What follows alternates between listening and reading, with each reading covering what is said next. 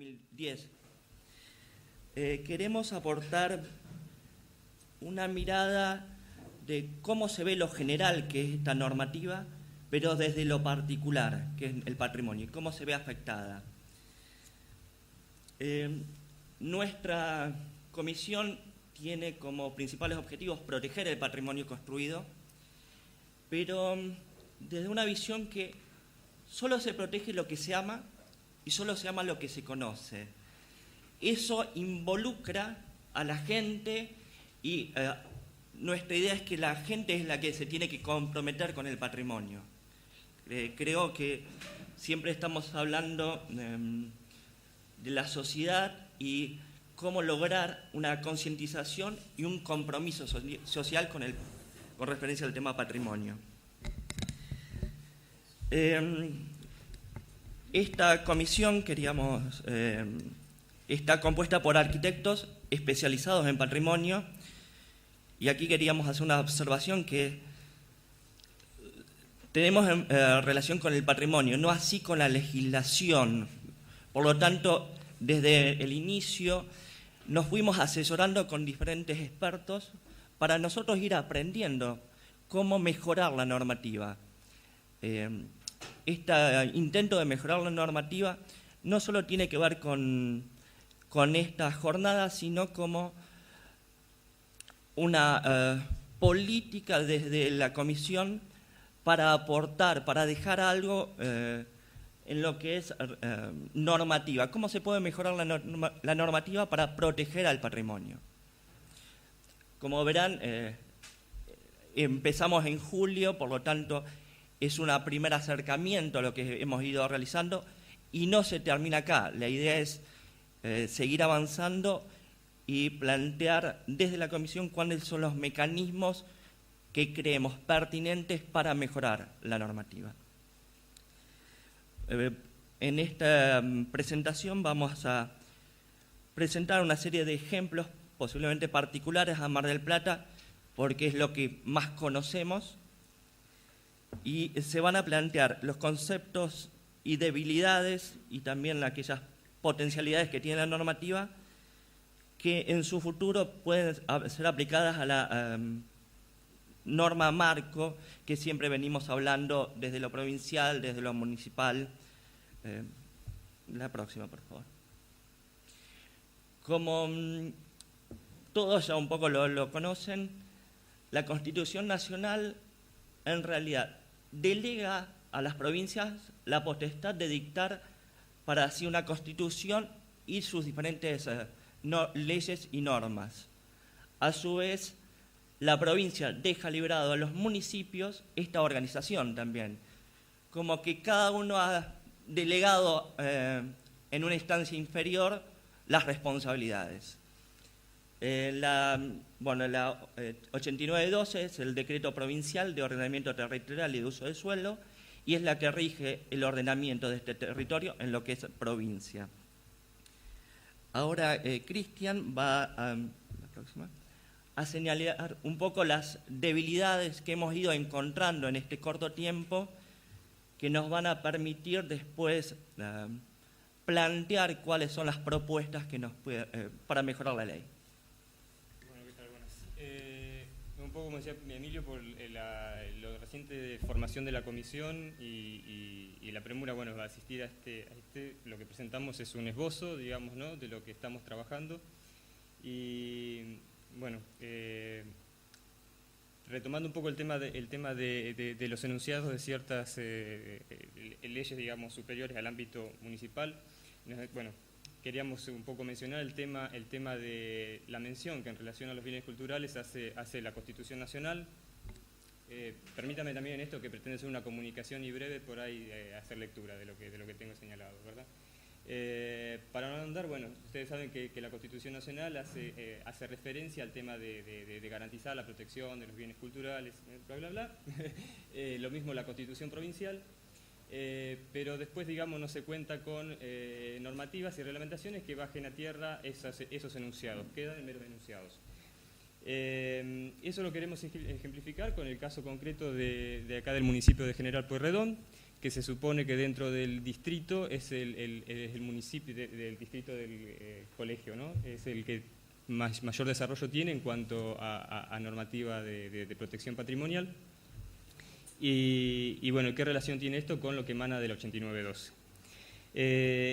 En este sentido, bueno, por ejemplo, bueno, poner en situación mencionando que bueno, contamos con un código de ordenamiento territorial que se organiza de acuerdo a la ley 8912 en distritos urbanísticos que no contemplaron en el momento de su creación la dimensión patrimonial, ¿no? O sea, sabemos que regula una forma física abstracta que se implementa sobre sectores ya consolidados, o sea, que no es de generación de urbanizaciones nuevas, sino que se aplica sobre lo que existía, y eso tenía determinadas características, determinada forma de ser que no es contemplado, es solamente una construcción física abstracta sobre eso.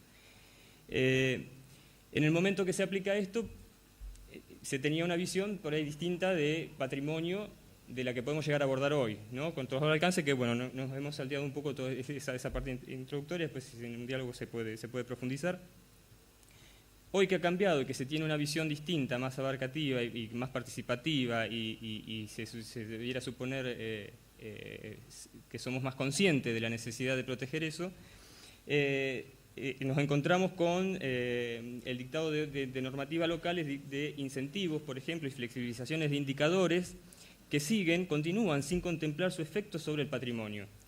Y en este sentido me estoy refiriendo, bueno, a una ordenanza 19.605 que nace en el 2003, cuyo mero objetivo, que es válido, convengamos, ¿no? Que es de incentivar la construcción. Se aumentan los indicadores de factor de ocupación total y densidad neta en un 30%. Si bien tiene algún reparo, digamos, no se evalúa el efecto que eso tiene sobre los bienes patrimoniales. El año pasado asistimos nuevamente a la sanción de otra ordenanza municipal, la 19.281, que plantea la flexibilización del plano límite para poder hacer uso de ese aumento de factor de ocupación total, ¿no? Que por las limitaciones del plano límite. Y sabemos lo que implica la superación de un plano límite para la relación contextual de un bien patrimonial. Las presiones inmobiliarias que se incrementan, o sea, se van dictando normativas que si bien se enmarcan dentro de lo que emana de la 8912, no mide esa variable. Hoy seguimos asistiendo a intenciones que siguen en la misma línea, nuevas flexibilizaciones del plano límite, o propuestas que todavía no se concrete y esperemos poder atajarla, digamos, a tiempo para que no se concrete, como es la propuesta de que no computen para el FOT y para el plano límite los denominados amenities en edificios en altura, ¿no? O sea, siempre esa visión sesgada sin evaluar el impacto que aplicación de estas normativas generan sobre otras dimensiones que no son meramente las económicas bueno, lo mismo podemos hablar de la inexistencia de voluntad política en tratar el tema de áreas patrimoniales en forma integral, o la negativa de tratar otras ordenanzas complementarias que promocionen la conservación de otros bienes, quizás no declarados dentro del listado del Código de Preservación con que cuenta el municipio, pero de un valor significativo por ser patrimonio quizá más auténtico y propio, como son los chalets de estilos Mar del Plata.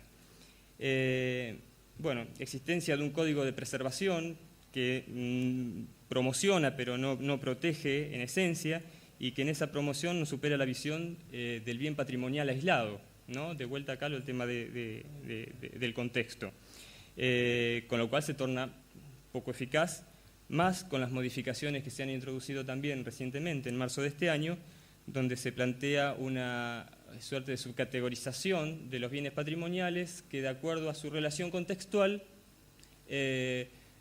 pueden caer en una categoría en la que se admite su sustitución. Podemos medir el efecto que tiene esto, o sea, si por un lado no tenemos una reglamentación, digamos, que ponga coto a ese proceso de descontextualizador, y por el otro llegamos a una instancia en que admitimos la sustitución, estamos condenando a la desaparición de nuestros bienes patrimoniales.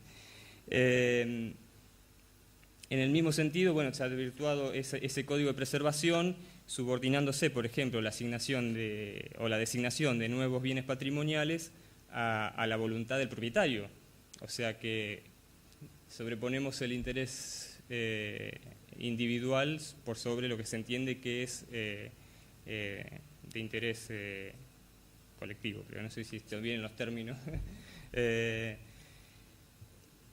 Bueno, podríamos seguir en ese orden mencionando otros criterios, bueno, que emanan, por ejemplo, del mismo Código de Preservación Patrimonial, o sea, cómo es conformado, cómo es manejado la unidad de gestión y de preservación patrimonial, digamos que es la autoridad de aplicación de ese código, que es integrada por funcionarios políticos partidarios de la gestión de turno y no por técnicos y especialistas de trayectoria en la materia.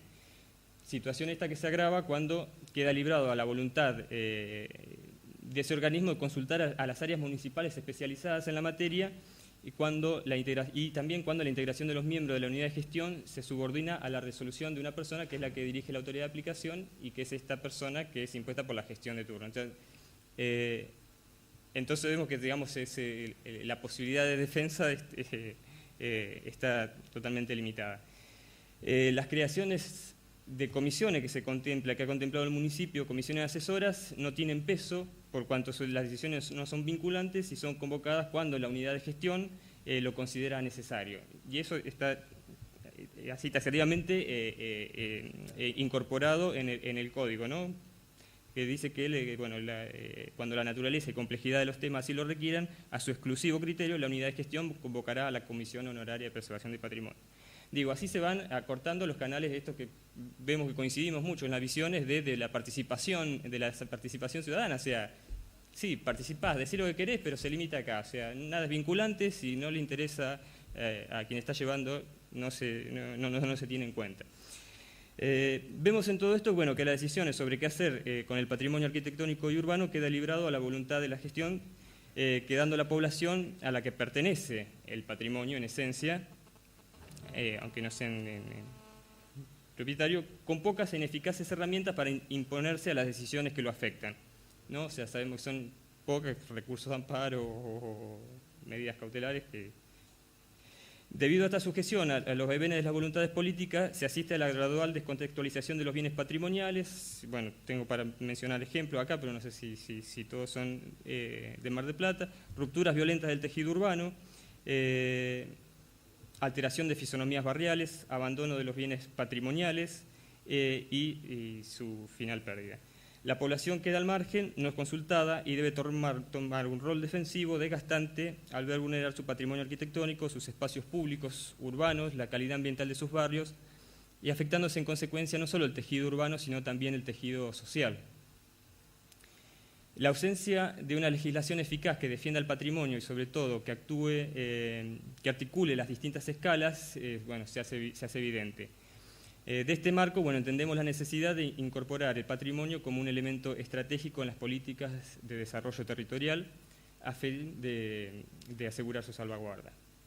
Respecto a la ley 8912 y en relación a esto que vemos cómo queda aplicado en Mar del Plata, me interesaría comenzar con la definición de lo que es ambiente, también es una palabra que la estamos nombrando continuamente, y bueno, podemos decir que se entiende por medio ambiente el entorno que afecta a los seres vivos y condiciona especialmente las circunstancias de vida de las personas o la sociedad en su vida.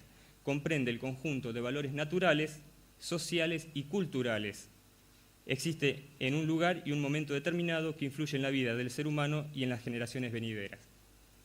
El Decreto Ley 8912 invoca en varios de sus objetivos la protección del ambiente. Por mencionar, bueno, 4 en su artículo 2, bueno, asegurar la preservación y el mejoramiento del medio ambiente, la proscripción de acciones degradantes del ambiente, la creación de condiciones físico-espaciales que posibiliten satisfacer, termina con la calidad del ambiente, propiciar y estimular la generación de una clara conciencia comunitaria sobre la necesidad vital de la preservación y recuperación de los valores ambientales. Pero surge, obviamente, cuando uno lee después el texto, que claramente que el concepto que maneja de ambiente el decreto ley es meramente relacionado a lo natural y no contempla ese aspecto cultural que debiera integrarlo y por ende obviamente tampoco el patrimonial. Esto se evidencia, por ejemplo, en el espíritu rector del decreto ley en materia de ocupación edilicia, que consiste en promover la menor proyección de volúmenes edificados sobre el suelo, priorizando a tal fin el centro libre de manzana. Este criterio tiene en cuenta cuestiones de calidad ambiental relacionadas a la conservación del suelo, absorbente, pulmones verdes, condiciones de soleamiento, ventilación, bla, pero no tiene en cuenta que resulta contraproducente cuando se aplica en áreas con procesos de densificación, consolidación o renovación edilicia y que posee bienes patrimoniales en su seno, y esto resulta ser generalmente de baja altura.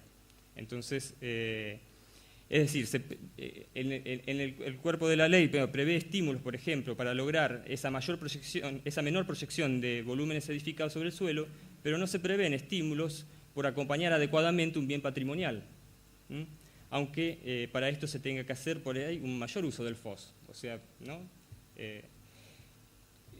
Bueno, hemos podido observar que este criterio rector es tenido en cuenta, por ejemplo, cuando se plantea el otorgamiento de los estímulos que mencioné hoy, de construcción y de flexibilización, bueno, como las ordenanzas estas que ejemplifiqué del municipio de General Pueyrredón. Por ello, concordamos plenamente con lo analizado por el IEU 9 en cuanto a las desventajas del decreto ley 8912, principalmente en cuanto a la relación con el tema que abordamos, en que regula solo aspectos físicos, manifiesta ausencia de articulación entre el ordenamiento territorial y políticas económicas, sociales, de suelo y promoción del hábitat social, siendo extensiva esta observación a las políticas culturales, que eso es algo que faltaba, digamos, dentro del cuadro de desventaja que enumeraba, y que promueve un tipo de ciudad vertical que no es lo ideal, digamos, para acompañar este tipo de bienes. Por otro lado, vemos que de los objetivos del decreto ley también se complementa con la búsqueda de eliminar excesos especulativos, lograr la participación orgánica de la comunidad en el proceso de ordenamiento, pero que tampoco se logran concretar. En cuanto, ya para ir cerrando, en cuanto a nuestra propuesta o digamos tirar la preocupación para que en esta reelaboración o sustitución o modificación de la ley 8912 tirar tres temáticas que nos interesaría desarrollar. Si bien creemos que muchos de los problemas enunciados más bien deben subsanarse con una normativa provincial específica de protección patrimonial, así como existe la de protección ambiental, ¿no?, donde determina las evaluaciones de impacto y todas esas cuestiones, debiera haber una similar con respecto a la protección patrimonial. Y lo mismo, también debería subsanarse con normativa municipal consciente de la necesidad de proteger. Pero creemos que es posible establecer igualmente a través de la Ley Provincial de Ordenamiento Territorial criterios coadyuvantes en la persecución de este fin. Porque, como señalé hoy, esto, digamos, el tema de los bienes patrimoniales también hacen a la calidad ambiental.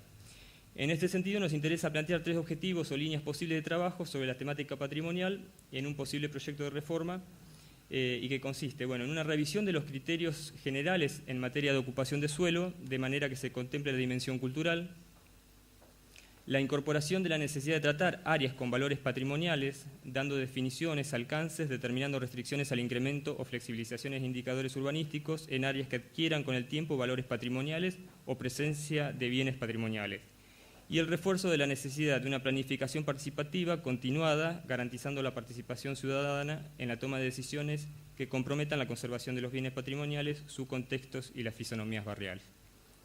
Eso es todo.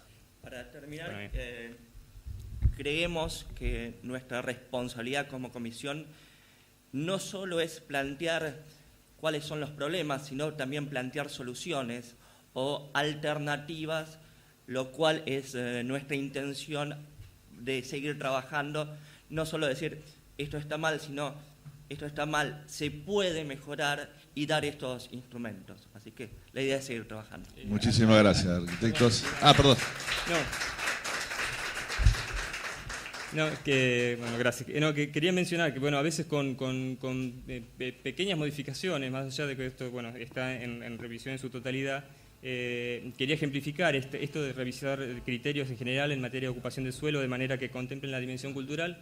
A veces pueden ser cosas muy sencillas y si me permiten ejemplificarlo, por ejemplo, el artículo 44 de la Ley 8912 menciona que el plan de ordenamiento establecerá para cada zona los máximos factores de ocupación total, FOT, y de ocupación del suelo, FOS, en función de usos permitidos, de la población prevista, de una adecuada relación entre los espacios edificables y los verdes y libres públicos, de grado de prestación de los servicios esenciales y de la superficie cubierta por habitante que se establezca. Y a nosotros lo cual agregaríamos y de la adecuada relación contextual que debe conservar las construcciones de interés patrimonial. Ahí creo que es una forma simple que se está introduciendo la dimensión que estamos reclamando.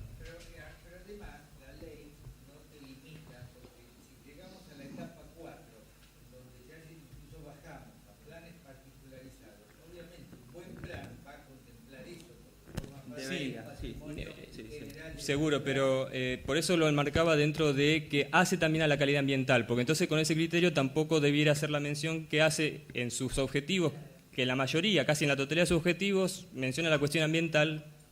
No, digo, tampoco haría falta, para que si de un buen plan también debiera surgir que debemos conservar espacios verdes, sin embargo eso baja en una reglamentación, lo que nosotros decimos que también baje la protección de los bienes patrimoniales y de las políticas culturales. El hecho de la participación, ya digamos, ahí lo plantearía, es decir, por varios caminos. Sí.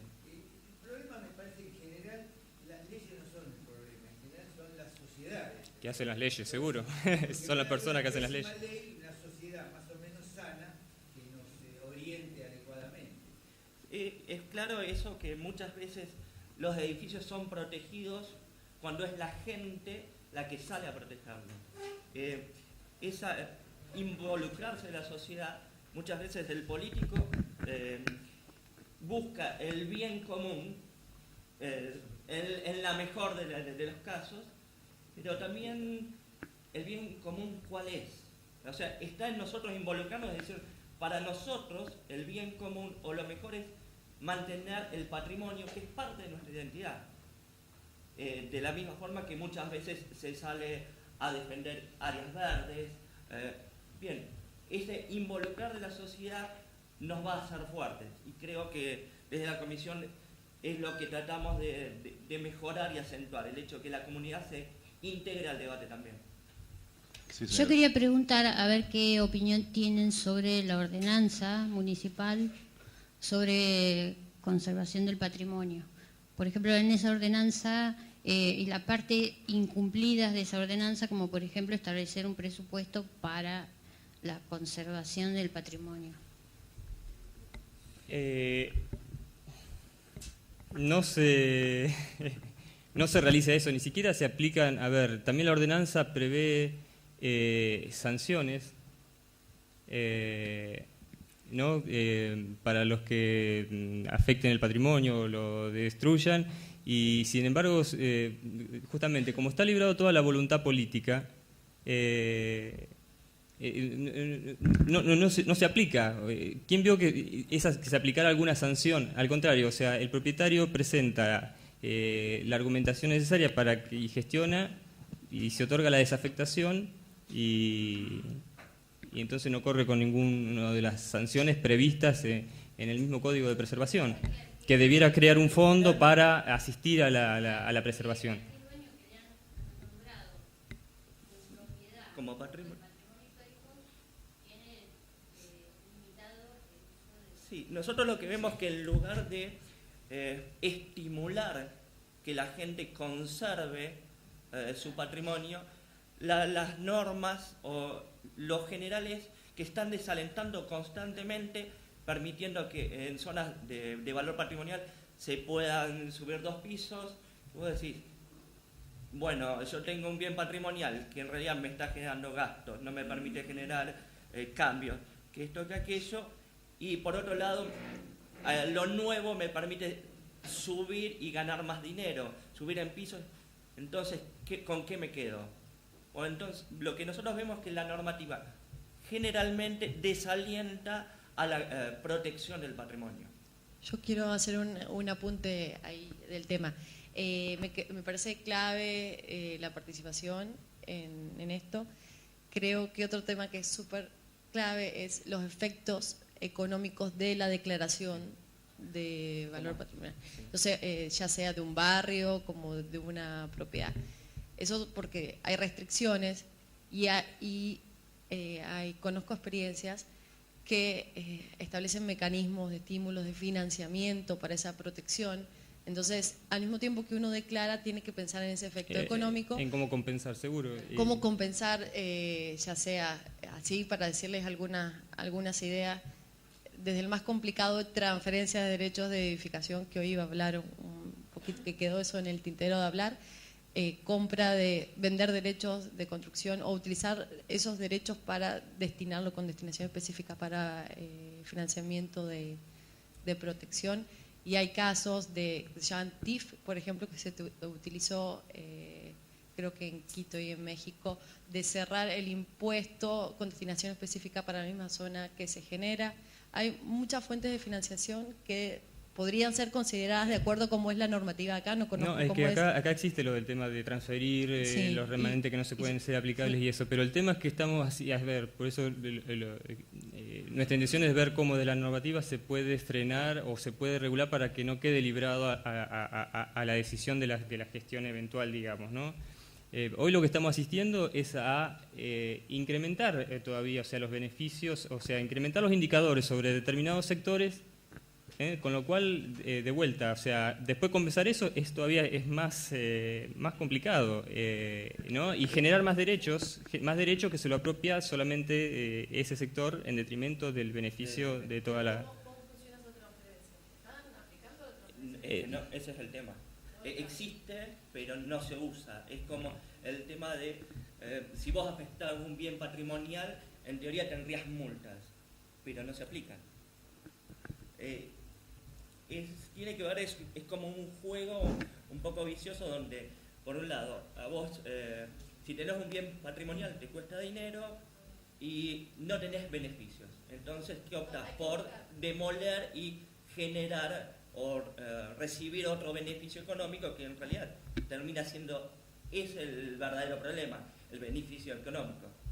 Otra cosita más, por ejemplo, en Bogotá está estratificada la sociedad de 1 a 6 y en caso de los propietarios de bienes culturales tienen estrato, es como si tuvieran estrato 1, como si fueran pobres, y eso implica que pagan los mismos servicios, todos los servicios están ligados al estrato de ustedes. Es que acá existe exenciones también, o sea, acá el bien que es declarado firma un convenio con el municipio y va a tener exenciones en las distintas tasas y eso existe, pero eso no compensa el beneficio. Si vos para ese distrito permitís construir 4 pisos más a lo que está previsto, a la persona le conviene que un descuento en las tasas o en lo que fuera, o sea, si por el negocio que podría ser por el terreno de ese bien supera ampliamente.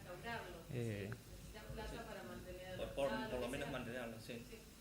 Yo quería comentar, pero justamente se anticiparon, esa era un poco la idea. Entonces, también me parece hay otro aspecto importante, y me acordé de una charla a la que fui de Licomos, creo que fue el arquitecto Grossman, o por lo menos un apellido muy parecido, que también hablaba de la responsabilidad profesional, que también hay que decirlo, en el ámbito de la arquitectura en muchos casos es casi inexistente. Y una anécdota de este arquitecto decía que lo vino a buscar un comitente para hacer una reforma en un edificio, no sé si era la calle Florida o dónde. Entonces, bueno, dame la cinta métrica, la máquina de fotos, vamos. Había un banco que había funcionado ahí, o una zapatería, algo así. Entonces había unos carteles, sacaron algunas cosas para poder pasar, ¿no? Entonces, y el hombre cuenta que cuando entra en el edificio se empieza a ver barandas de forja, pero de forja española, mayólicas, cerámica de la época de la colonia. Entonces, creo que querían hacer un gimnasio ahí. Y cuando empieza a ver todo el edificio, después se da cuenta a qué altura quedaba de la calle, donde se le había encargado ese proyecto, esa reforma, ¿no? Y digamos, tenías que hacer baños, tenías que poner cosas. Era la casa de Mariquita Sánchez de Thompson. Entonces ahí era donde iban a poner un gimnasio. Entonces lo que decía él era que, bueno, obviamente donde se cantó por primera vez el himno nacional, no sé, es un lugar. Entonces el tipo decía, yo le decliné el proyecto, pero se lo decliné yo. Y yo le dije, yo esto no lo hago. Pero estoy seguro que a los 2 días apareció otro y le replanteó todo. Al final no sé si se hizo o no. Es lógico que una persona quiera mantenerse como su trabajo. Nosotros somos arquitectos. El tema es que nosotros debemos dar los mecanismos para proteger aquello que tiene valor y descartar aquello que no tiene valor. Hay ciertas áreas, por eso uno de los temas que nosotros teníamos intenciones de plantear es el tema de áreas patrimoniales. No todo tiene que ser conservado, pero sí es importante que ciertas áreas que tienen valor no pongan, como lo que estamos viendo ahora, un honguito de 4 pisos que ya te perjudican la calidad ambiental del sector y ya te rompió todo el esquema y todo el paisaje urbano que tenías en un barrio con calidad patrimonial. También es importante delinear que aquello que no hagamos ahora se pierde para siempre. O sea, un área o un espacio o un paisaje, si nosotros ponemos un edificio, una torre, ya se perdió. No hay vuelta atrás porque es muy difícil después demoler esa torre. Y la calidad paisajística ya se perdió. A mí quisiera señalar, o sea, que no es que uno se opone ni a la densificación, ni al aumento de alturas, o lo que, ¿no? Sino que la forma en la que se implementa y cómo eso se articula con la necesidad de proteger los bienes patrimoniales.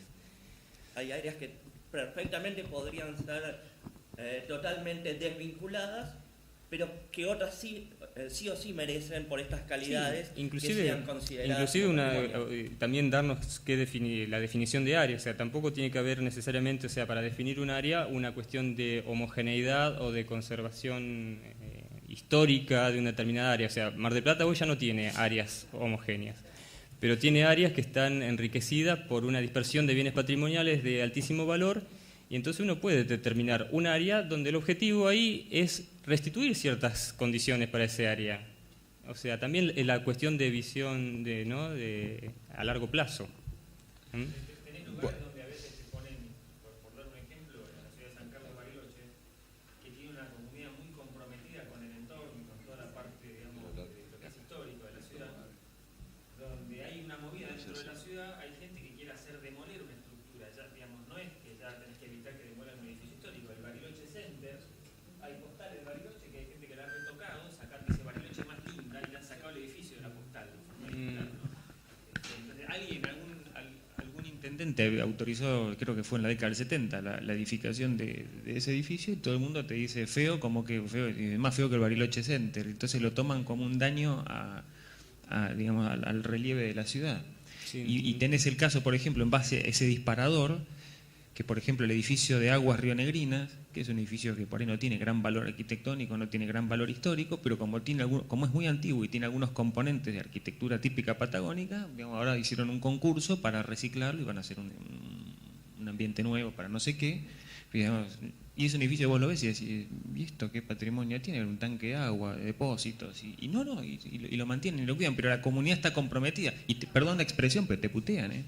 No, y por ejemplo, un caso muy claro es el caso de San Telmo, que hace unos meses atrás la población fue la que generó que un edificio deje de ser construido por su calidad ambiental. Ellos protegen, el barrio en sí protege la calidad ambiental y no quiere torres. Bueno, ese es el compromiso que en realidad nosotros como profesionales, en este caso la comisión, tenemos que alentar, sí, que sea la gente que... Ahora, igualmente, Perdón. Yo particularmente entiendo que debe estar contemplado en cierta... O sea, porque no tiene que... O sea, está la población saliendo a defender lo que tendría que tutelar el Estado. Perdón, Cristian. La última pregunta hacemos y dejamos paso... No, yo quería comentar lo siguiente, ¿no? Es decir, ustedes todos están participando en espacios públicos, la mayoría, ¿no? Y en dependencias, digamos, que responden al poder, ¿no? O sea, están, en definitiva, la gran mayoría, ¿no? Bueno, No, en realidad somos del colegio. Casi ninguno. Pertenecemos al colegio. No, yo a lo que voy es a esto, o sea, todos estamos reconociendo que estas son decisiones políticas. Las decisiones políticas las toma el poder. Y en la medida que vivamos en un sistema donde el poder es económico, ¿no es cierto?